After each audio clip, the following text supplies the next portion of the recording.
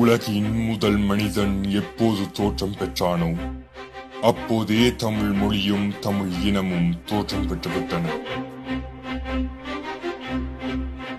உலகின் முதல் மனிதன் தோன்றிய இடம் என வரலாற்று ஆய்வாளர்களினால் கருதப்படும் இடம் கிறிஸ்துவுக்கு முன் 30,000 ஆண்டுகளுக்கு முன்பு பாண்டியர்களின் ஆட்சியில் குமரிக்கண்டம்.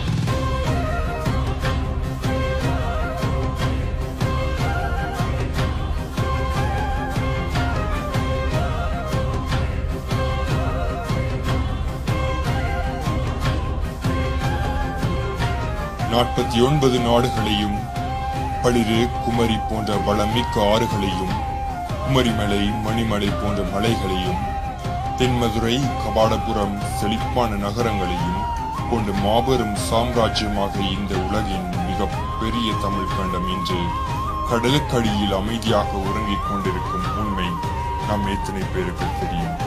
இன்று தனித்தனி நாடுகளாக உள்ள இந்தியாவின் கன்னியாகுமரி, ஆஸ்திரேலியா, தென் அமெரிக்கா போன்ற நாடுகளை இணைத்தவாறு இருந்த இடம்தான் குமரி கண்டம்.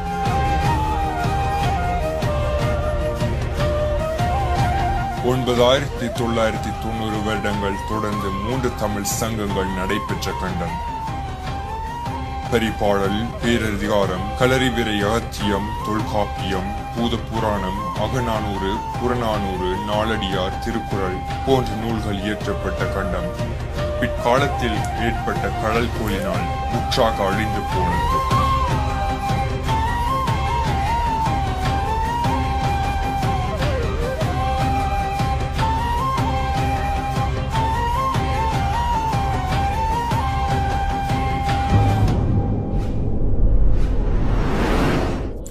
அதன் பின் தோன்றிய உலகத்தின் தமிழின் பொற்காலமாக தென்னிந்தியாவில் ஆதிக்கம் செலுத்திய மூவேந்தர்களின் ஆட்சி இருந்தது. இவர்களில் சோழர்களின் ஆதிக்கம்